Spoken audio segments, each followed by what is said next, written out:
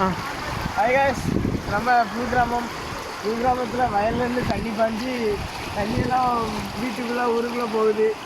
எல்லோரும் பாருங்கள். இது நம்ம கால்வாய் வந்து ஃபுல்லாக அப்படி மட்டம் ஆயிட்டு, ரோட்டு மட்டம் ஆயிட்டு வண்டியெல்லாம் வந்து கஷ்டப்பட்டு தான் போகுது.